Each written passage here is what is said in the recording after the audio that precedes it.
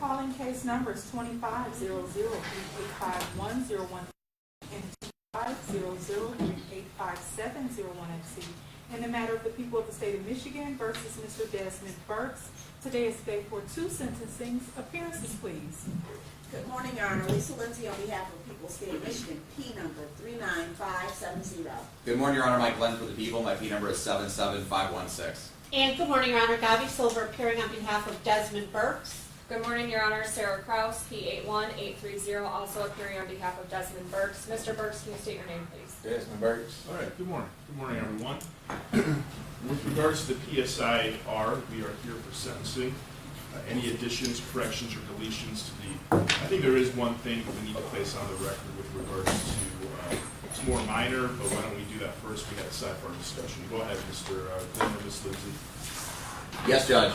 We were reviewing the plea forms that were negotiated in this particular case, and we found an error for the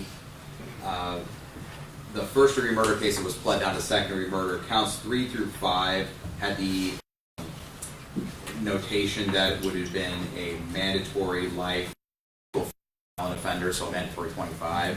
And that should count for the murder count, but it was our understanding and belief that counts 3 through 5, it was just the habitual, which does statutory mandatory 25-year minimum sentence. So we'd like to make that correction for the record, and I think we have an agreement with the defense. Yes, Judge, that is correct. That is what was anticipated at the time of the plea. So we would join in that correction, request for a correction. Okay, thank you.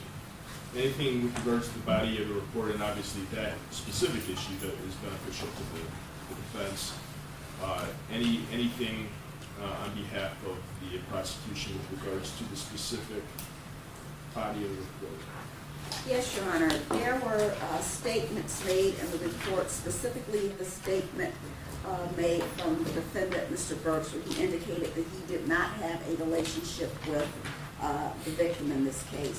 I would say that by referencing a statement he made to Detroit Police Department, Sergeant Javaris Reed, back in April upon his arrest, where he did, in fact, admit to having a relationship with the victim. We will go to, I'm referencing the first statement, roughly at 26 minutes into the statement. He indicated that he had a relationship with him, that they would have sex. Right, one second. Everyone, deep breath. We're not going to have a situation where anybody's interrupting anyone. Okay? Everybody is going to have a chance. Everybody's going to have a chance to speak. Ms. Silver, I'm just going to indicate everybody's going to have a chance to speak. Judge. And I am going to indicate that there's going to be no interruptions as to how to handle sentencing.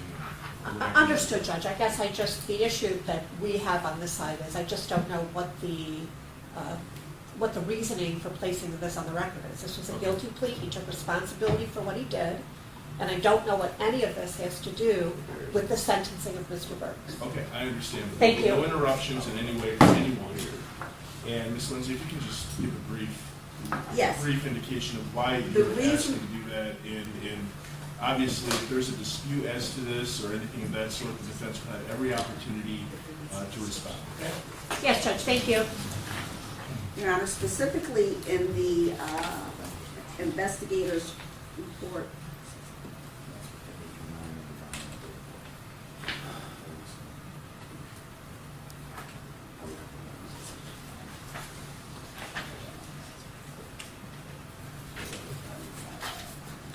Your Honor, in the pre-sentence report, the defendant had an opportunity to speak with the author of the report. And in the report, the defendant indicates that he did not have a relationship with the victim in this case. That is inaccurate information. The pre-sentence report goes to the Michigan Department of Corrections, and it's supposed to contain accurate information. The reason why this is being put into the record at this point, and believe me, Your Honor, we have video of this, but in lieu of taking up a lot of time and in lieu of raising the temperature in the room, we have opted to put this information in the record in the least inflammatory method as possible.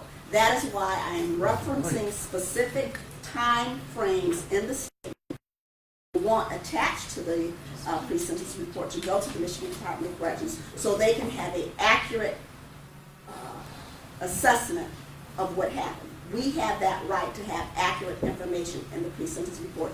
And although the defendant did in fact plead guilty, he cannot deny Okay. the underlying facts. Okay. Anything else?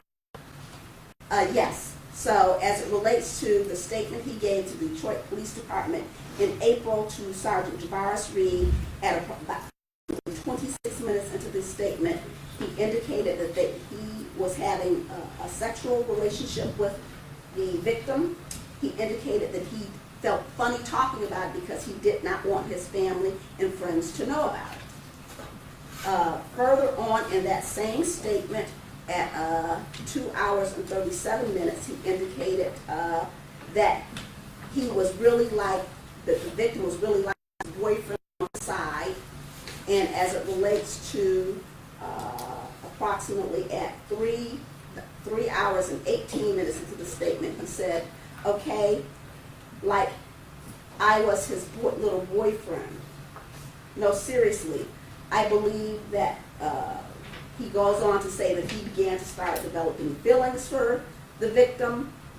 He felt uncomfortable that he had started developing feelings for the victim. He asked the victim, could he move in with him? And the victim basically told him no. That's in the statement he gave, and that Mr. Glenn will follow that up with text messages. So that is the first correction that we want to make in the pre-sentence report, that he did in fact have a relationship with the from his. He indicated that he was his boyfriend, and at one point he referenced being a boy toy. Okay. The other correction I'd like to make in the pre-sentence report relates to gang affiliation. And the reason why this is important is the Michigan Department of Corrections needs to know, for purposes of housing somebody, if there are any type of gang affiliations. During the course of the investigation, several witnesses testified that Mr. Burks indicated to him that he was a member of the Crips.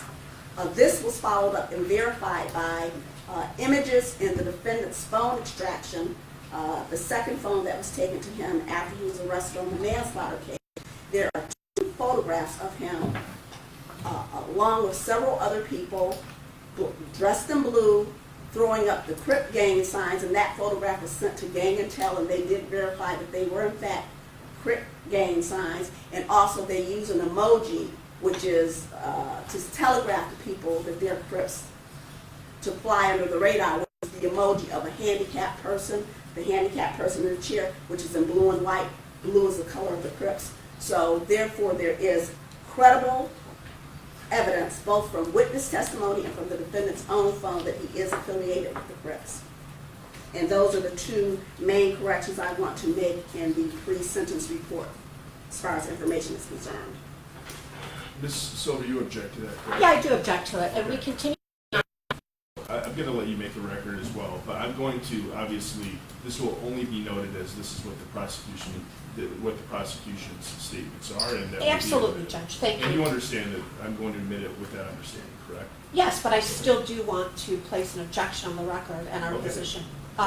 So Mr. Burks continues to deny any gang affiliation. That's number 1. Number 2, just because you are wearing blue and you throw up a gang sign, there's been no credible evidence to prove that Mr. Burks is a gang member. And number 3, it's got absolutely no relevance to this case. This isn't a gang-type case. So I really don't, once again, understand the purpose of smearing the record with that. As it relates to the information that Mr. Burks is alleged to have given to the police regarding a relationship, I guess we all have different definitions of what a relationship is, and I think that's the issue that Mr. Burks takes with that. So for those reasons, Judge, we object. And again, it's got no relevance to a sentencing where there is a sentence agreement and Mr. Burks has accepted responsibility through a guilty plea for his actions. Okay, the Michigan Department of Corrections, with the understanding of each side's position, will be will be advised of this, and that information will, and that statement that Ms. Silver made as well, all of this will be on the record for the Michigan Department of Corrections to always consider. Okay? Thank you, Judge. Go ahead. Thank you, Judge. Just a few more additions. Ms. Lindsay mentioned the statements made by the defendant to the Detroit Police Department. Over the course of this very lengthy investigation, two relevant cell phones were recovered that were attributed to Mr. Burks that indicated that there were 3,925 contacts between Mr. Burks from November 1st of 2022 to the doctor and back and forth until the date of his demise on the 22nd of April of 2023. A lot of these text messages were sexual in nature. There were videos and pictures sent to each other referring to their sexual relationship. There was some soliciting back and forth between the two. Some of those photographs were going to be admitted at trial. To further some of the statements that Mr. Burks made and to kind of add some weight to them, there was also geotags, so unique identifiers in the metadata, so data within data, that indicated that these photographs were actually taken at the doctor's home when the doctor was performing sexual acts on the defendant. And it also indicated that there may have been more than one individual that had been involved. And these are also photographs that were intended to be admitted at trial that also were identified as being the defendant. Now, we also, in the body of the pre-sentence report, notate that there was one or two pages of what the investigator's report or what the investigation indicated. We think that that's factually lacking. So we would ask the court to incorporate the investigator's report, which is about 181 pages long, redacted form as provided to the defense upon agreement of the parties. We'd like that added so that an accurate representation of the evidence that people had against the defendant and the substantial amount of work that the Detroit Police Department did in closing this particular case. We'd like that added to the pre-sentence investigation report as well. No, Judge, I mean, I suppose it's within the right to send their version of events to the Michigan Department of Corrections. As long as it's labeled as such, I don't have any objection to that. Thank you. And that is standard procedure? Yes. All right. Thank you. Any other corrections to the body of the report on behalf of the prosecution? None, Judge. Any corrections to the body of the report from the defense? No, Your Honor. Okay, with regards to the guidelines, in this case, both parties agree that the guidelines are scored correctly.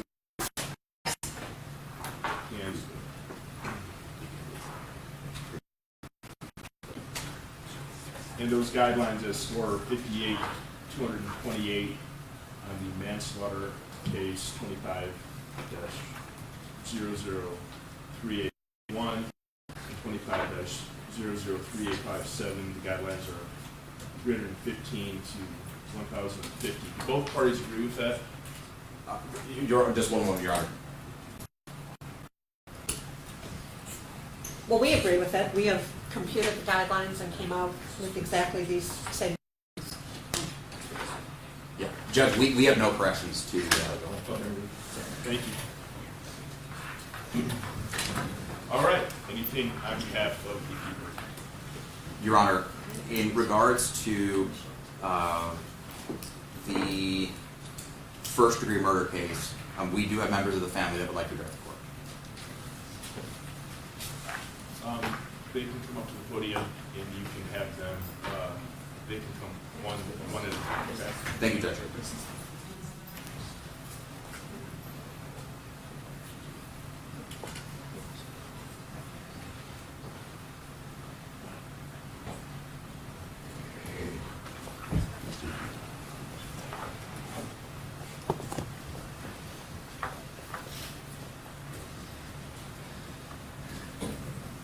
Podium, Judge. Yes.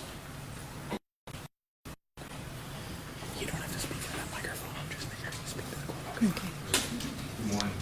Good Thank morning. you for being here. Can you state your name correctly, please? Lila Graber. Okay. And if you could just indicate the victim in this case, Mr. Hoover. I'm his sister. Thank you for being here today. This is your opportunity to make a statement to the Okay. court. Go ahead. I want to thank the court for this opportunity to briefly describe some of the impact Mr. Burks' actions have had on me and my family. The year of 2023 was going to be difficult for our family. We knew that. We just didn't know how difficult. In January, doctors said there was nothing more to be done for my mom's cancer. We expected that it would be only a few months before she passed away. As April approached, we felt that the end of her life would likely be within a few weeks. In early April, I had one of my last phone conversations with Devon, my only brother. His schedule of visiting our mom had not meshed with mine, and he wanted to know if I'd be there for Easter. I considered it, but due to responsibilities at home, I thought I couldn't. And though no one is promised tomorrow, I reasoned that we would be together later in the month, around Mom's bedside, and then again at her funeral. I was expecting that through that time of sorrow, Devon would be there along with each of my 5 sisters. It would be such a comfort to be together while we said our earthly goodbyes. That was not to be. Before we got to that day, the shock and horror of Devon's death turned everything upside down. 4 days after the awful realization of his murder, our mother passed away. Devon was gone. The family was miles apart. Some of us were in Detroit navigating the difficulty of planning a funeral without the advantages of hometown connections, while the rest were going through the motions of tasks needing to be done in Indiana. All of us were distracted by our grief over the loss of Devon and the many questions swirling around in our minds. The weight of Devon's death and the surrounding circumstances seemed to crowd out any normal feelings of grief one might have at the loss of a loving, attentive mother. That brought some feelings of guilt, and still does to this day. It was as if I could not do what I wanted to do for her and what I felt she deserved. Tears, sleepless nights, confusion, and questions were the new reality in the early days after Devon's death. Difficulty concentrating on certain things was a problem for a long time. I could not concentrate well enough to really enjoy reading any book except the Bible until just recently. It's not hard to put those into words, but how does one adequately describe the ongoing loss of Devon, his life, his person, everything he brought to us and to the family? I've decided not to go into detail, but the relationship we had was snuffed out in an instant at the hands of Mr. Burks. Besides that, dreams for our future were gone. I had thought about what life might look like as we grew older. I hoped for a time when work would slow down, family responsibilities would be less, and we might have more time to spend together. That will never happen. Devon's death has affected every member of our large family, each one in slightly different ways. One of the heaviest burdens is knowing the devastating blow it was to our 85-year-old father to lose his only son in such a violent, senseless way. None of us can really know the suffering that he endured. I do want to say that in spite of a measure of sorrow and disappointment that I will carry with me for the rest of my life, I'm okay. I'm surviving, even thriving. I believe I can say this for the rest of the family as well. This is possible because of the love of our Lord Jesus Christ, who is with us every step of this difficult journey. I read something from the Bible the other day that perfectly describes it for me. Psalm 31, verses 7 and 8.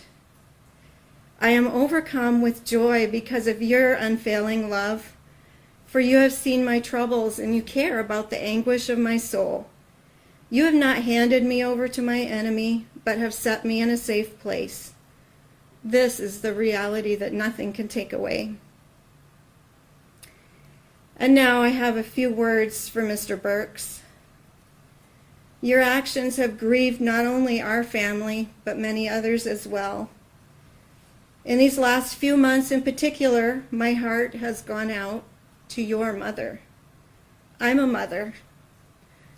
I have sons. If I'm correct, you'll be 36 years old this year. I have a 36-year-old son. I know what it's like to hold a newborn son in your arms and envision all the possibilities for a life well lived. Burks, I believe I can safely say that you have shattered your mother's heart. The life you could have had is gone.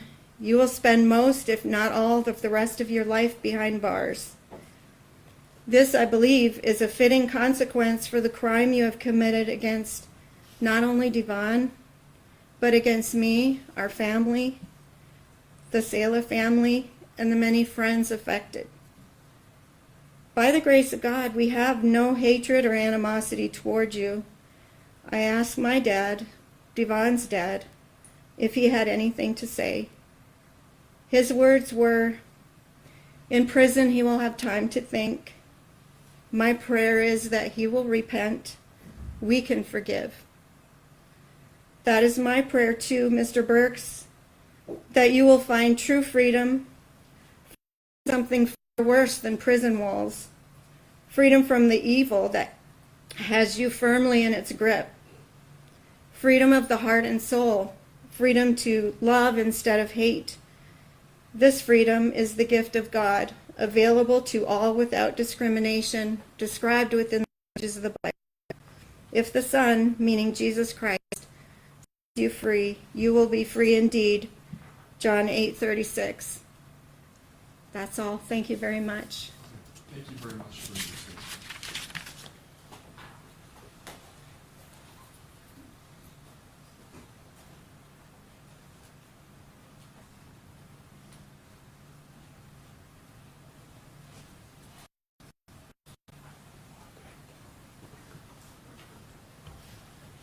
Morning, sir. Good morning. Can you state your name for the record? Gerald Martin. And what relationship did you have with Devon? My wife, Andrea, is Devon's sister, so I'm here to make a statement on her behalf. I want to thank you for being here, and go ahead and make this. Thank you. So my name is Gerald Martin. I will be reading a statement for my wife, Andrea Martin, a sister of Devon Hoover. Today I want to take a little time to talk about my brother Devon and how much I miss him. Devon was a great family member, someone I was always glad to see. Our family wasn't extremely affectionate, but Devon would walk up and give me a hug. He was engaging and fun to talk to. He didn't talk about himself a lot, but he was interested in all of us and would ask questions about our lives. He had a good sense of humor, and conversations were punctuated by laughter, as he would tell funny stories from his life or from the latest book he was reading. He was brilliant, and we were proud of him and his accomplishments. He would join enthusiastically in any activity our family was doing, whether it was eating a slice of homemade pie, playing Monopoly, or frisbee football, building sandcastles on the beach, or singing hymns. Devon was a hard worker and would jump in to help with whatever needed to be done. During hard times, he called to see how he could help or offer his expertise as a doctor. He really cared, and he was so kind. He was an amazing friend to many. It's hard to put into words what he meant to our family, or the sense of loss we feel now that he's gone. Our family will never be the same. We have experienced the shock of his death. We've cried many, many tears. We were thrown into planning 2 funerals at once, since her mother died 4 days after Devon. I've gone through more stress and exhaustion than ever before. Grief pops up in so many ways, often unexpectedly and at inopportune times. We had to leave our children behind as we made numerous trips to Detroit to take care of Devon's estate. Personally, I have a lot of anxiety. There's an ache in my heart as I remember Devon and think about what could have been. In spite of all this, I know I'm going to be okay. Jesus is with me, and he's promised to never, ever leave me. I know his promises are true. He brings me peace as I wrestle with my fears.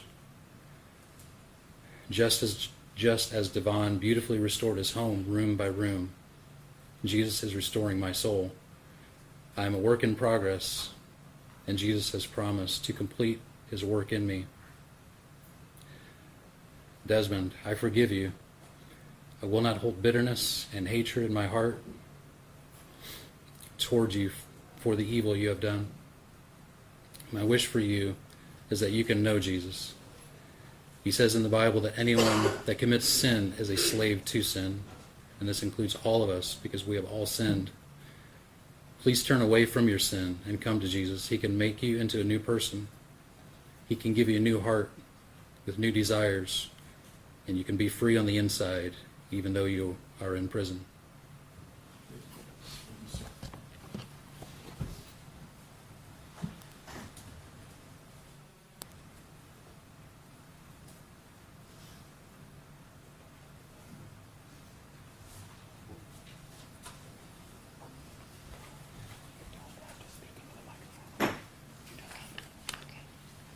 Good morning. Hi. Beth Leckleitner. What relationship do you have to Devon was my brother. April 23, 2023 is a day forever seared in my mind. It was a Sunday, and it was an unusual day in that I did not attend church, but instead went to be with my mother, who was dying from cancer. My sisters and I were together, caring for our mom, and were prepared for our brother John to join us for lunch, as he had on many Sundays for the past several months. As the morning progressed, we occasionally mentioned that we were surprised Devon wasn't home yet. We had all called or messaged him, and he hadn't answered us. As unusual as that was, we knew he was very busy, and we thought of different scenarios that might be preventing him from answering us. We knew he would let us know as soon as possible as to why he was late. As the day wore on, we decided to go ahead and eat lunch without him. I was distracted about caring for my mom, but an unsettled knot began forming in the pit of my stomach. I kept pushing, able to even begin thinking of anything else except at any moment Devon's car was going to pull in the driveway and he would explain all that had kept him for so long. And we would all laugh about how worried we had been. By mid-afternoon, we were extremely concerned. We tried calling the hospital. They told us he was probably on call. We left him more messages through his answering service for the hospital. And finally, we knew we must call the police. They said they would conduct a welfare check. And it wasn't long until they called us back with the information that they found there was blood in it. This was the beginning of the utter devastation of my heart and soul. We began praying and calling our churches and friends and family to pray for our brother. We still had hope that he was alive. It was very late. I went home with my husband. We couldn't sleep. We sat on the couch in silence, just praying for a miracle. And then the call came. He was gone. My only brother, my childhood companion, the one I had played with every day, biking, riding horses, wading in the creek, making forts. We worked together, feeding calves and cows and milking and baling hay. We had pet raccoons together. We went to school together and to church together. Hearing that he was murdered felt like a bomb went off in my heart, the pieces scattered everywhere. The next several days and even weeks are a blur of painful survival. I did what needed to be done, going through the motions of living, but feeling so broken inside. My mom had died the Thursday following Devon's death. I felt unable to grieve for her. Every thought, every emotion of grief was already spent on my brother. Visitation, funeral, burial for Devon, and then visitation, funeral, burial for my mom. So many tears. There was comfort and love from many, many people, which helped tremendously. The whole community shared our sorrow and surrounded our family with love, care, support, and prayers. Throughout the weeks that followed, I struggled to know where to begin putting my life back together. How do I do? The physical pain was real and deep. More and more came out about the murder. The pain increased, things that my whole body, soul, and spirit longed to reject. My faith was challenged in ways it had never been challenged before. I had so many questions, and there were no answers. All this wrapped up with the hourly grief and pain for Devon. Now it has been nearly 3 years, and God has been faithful to me. He's still here holding my questions. He is giving comfort, He has revealed truth, and He is giving grace that brought me to a place of acceptance and forgiveness. While I abhor the evil of taking another person's life, I forgive Desmond Burks, and I pray for him to find forgiveness and help from a real and loving God who will never cast away anyone who comes to him. Today and for the rest of my life, I carry the grief of all that transpired around my brother's murder. I always imagined connecting with him more, spending more time in our senior years once my children were raised. At home, I sit beside remnants of his life. There's a little table here and an antique bowl there. His white lab coat hangs in my closet next to my dresses. While these are cherished, they are also empty and lonely reminders of his past.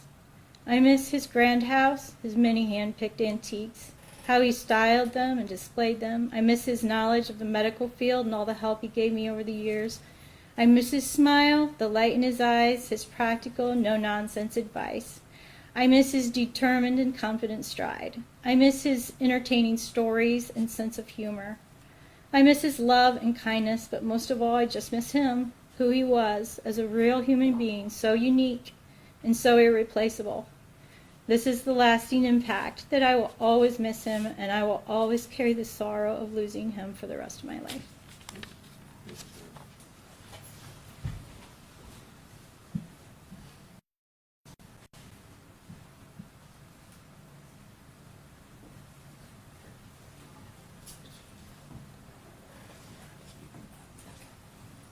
Morning. Morning. Can you state your name, please? Lori Hoover. How are you related to Devon? He is my brother. Thank you. Thank you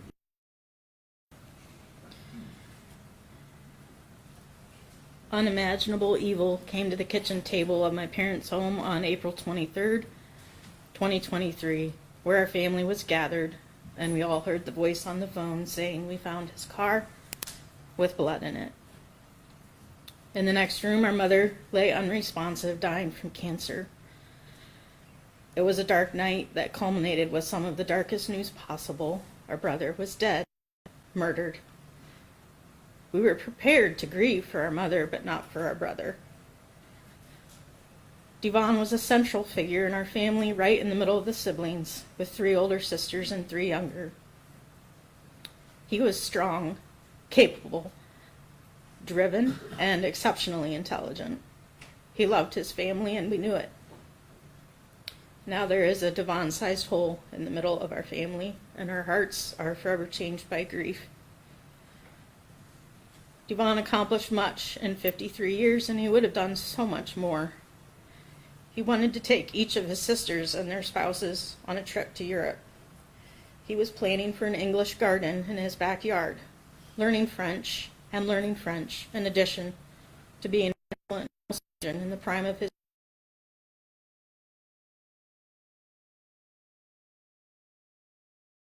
Desmond Burks is responsible for our grief, our loss, and all that will be. How shall we go on without our brother? We don't really know. But we do know a God who said, "Come to me, all you who are weary and heavy laden, and I will give you rest." We have found rest in the one who carries our grief and sorrow. We go on with forgiveness. Desmond, I do forgive you because I have also been forgiven of much. Jesus is a light that shines in the darkness, and the darkness cannot overcome it. I pray that you will turn to him and find rest for your soul. And we go on with hope, believing one day all shall be well. On that day, God himself will wipe away all tears from our eyes, and there will be no more death, neither sorrow nor crying, neither shall there be any more pain, for the former things will be passed away. Thank you. Thank you. Thank you.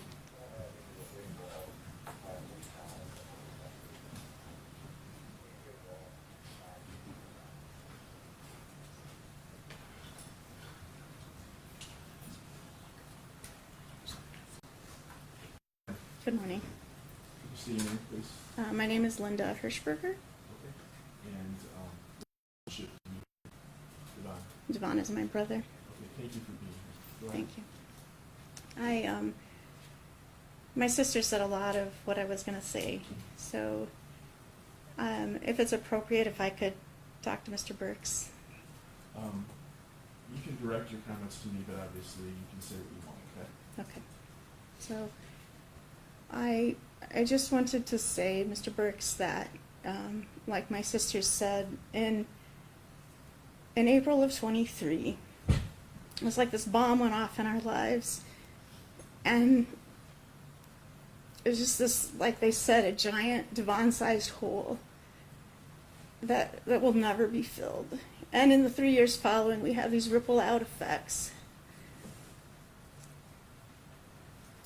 And like my sister stated, there's so many things that are we just miss, and it's the biggest loss is Devon.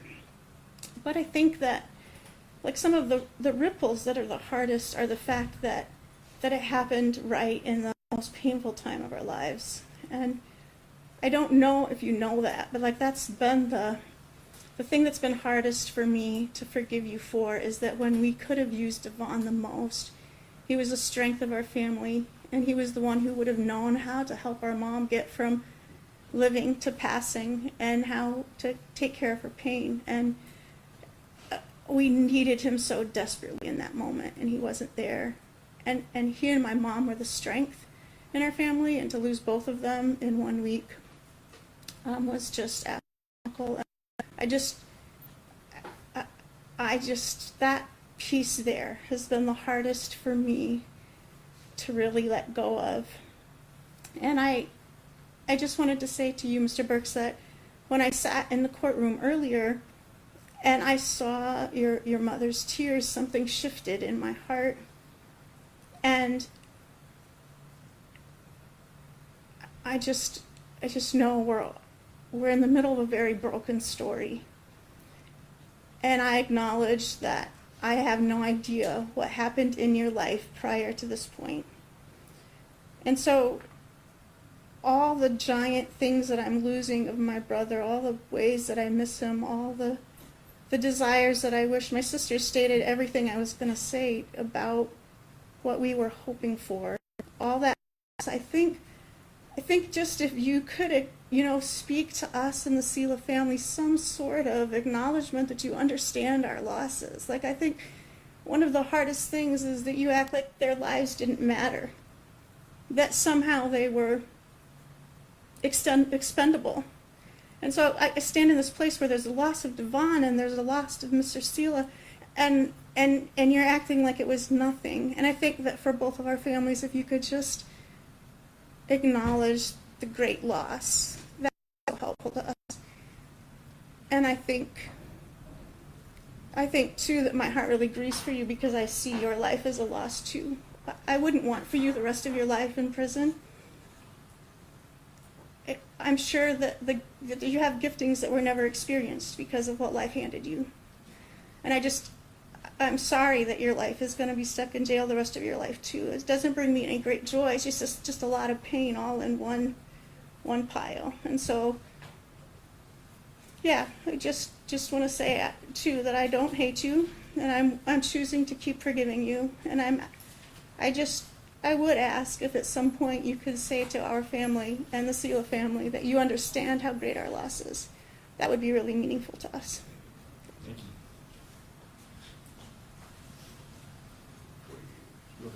Can we do the victims' impact statements for the manslaughter cases while you're on it, or do you want us to break those up? No, you can do those right Thank you. now, and how many? I believe it's just one. Okay.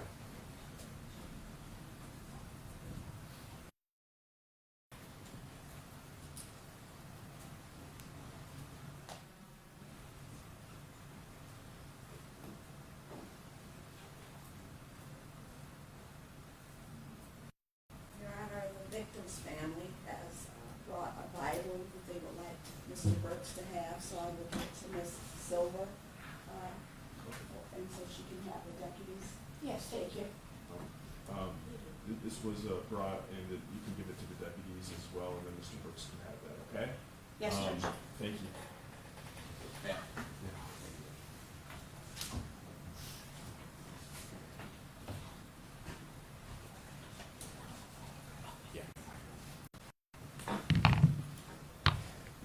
Good morning. Good morning. Can you please state your name? Angie Sol- What relationship do you have with Mr. Select? he was my stepdad. Thank you for being here. Thank you. Brother Sala was my stepfather, but to me and to so many others, he was much more than that. He was family, he was safety, he was kindness, and he was love in human form. On the night of April 17th, 2023, Brother called my mom, his wife, to tell her he was on his way home from work. That call was normal. It was routine. It was the kind of call that represents stability and love, the kind that says, I'm coming home. But he never made it home. As the hours passed, fear started to set in, because that was not like him. Brother was dependable. Brother was responsible. Brother was the kind of man who showed up. My mom called. Something was wrong. Hearing that fear in her voice is something I will never forget. We called the hospital after hospital, hoping someone had seen him, hoping someone could tell us that he was okay. Found out that he was at Sinai Grace Hospital. No one called us, no one notified us, even though he had his ID on him. While we were desperately searching for him, he was laying there alone, fighting for his life. When we got there and learned that he was on his deathbed from a brain bleed caused by an assault during a road rage incident, our world stopped. The shock, the disbelief, the heartbreak. There are no words strong enough to describe that moment. Brother was one of the gentlest, most genuine men you could ever meet. He would never hurt anyone. He was 68 years old and still worked every single day, not because he had to, but because providing for his family was who he was. That was his purpose. That was his pride. He was a father to 6 children, a grandfather to over 12, and a stepfather to 3. But more than title, he was present. He loved deeply. He showed up. He listened. He helped. He protected. Loving cousin, mother, her partner, her strength, her comfort, and now that is gone. Brother was a God-fearing man who never missed a prayer in his life. His faith was not just something he said, it was something he lived. He treated people with patience, with respect, and with kindness. He believed in doing good, and even when the world wasn't good back. And on top of all of that, he was a caregiver for my mother, who is bedbound and on dialysis. And unfortunately, she's too sick to be here today. He took care of her every single day. He made sure she was safe, comfortable. He did that responsibility with pride and love. Never complaint, never hesitation. Because of Desmond's actions, our lives are shattered over something as small as meaningless as a fender bender. He took away a man who meant everything to us. He didn't take one life, he damaged an entire family. He took away a husband, a father, a grandfather, a caregiver, a spiritual leader in our family, a man who held us together. There is an emptiness in our lives now that can never be filled. Holidays will never feel the same. Family gatherings will always have a share. My mother lost the person who cared for her and loved her unconditionally. Family lost our protector and our foundation. Brother deserved to come home that night. He deserved to grow old with his wife. He deserved to watch his grandson grow up. He deserved peace. He deserved safety. He deserved life. Instead, we are left with grief that will never fully go away. We will carry this loss for the rest of our lives, and we will carry his memory, kindness, and love with us forever. Thank you. Thank you. Thank you for your statement.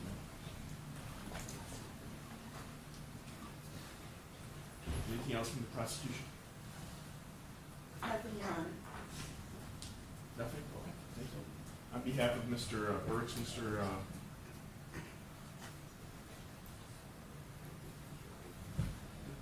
Burks and Ms. Silver, the floor. Yes, Judge. Ms. Krause as well.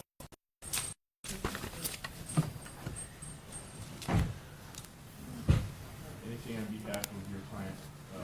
Silver and Ms. Krause? Judge, I, on behalf of my client and Ms. Krause, sincerely apologize to both families for the loss they have suffered.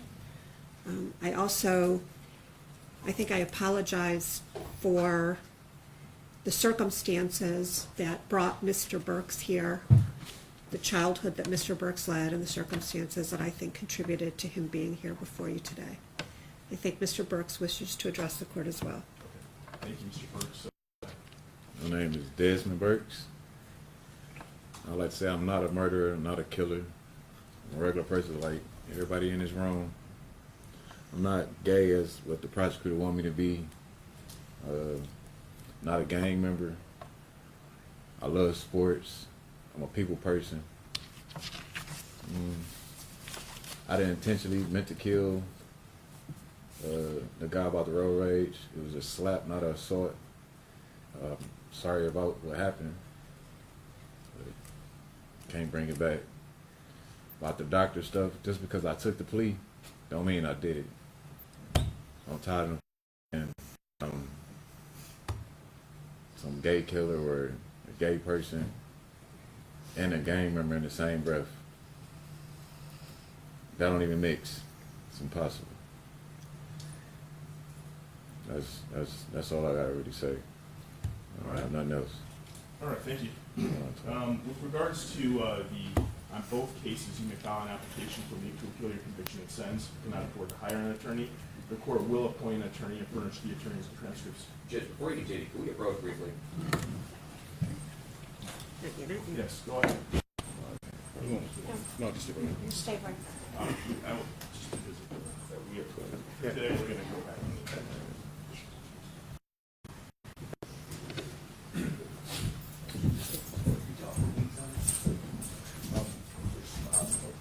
Why don't we, you know what, Jackson, can you approach?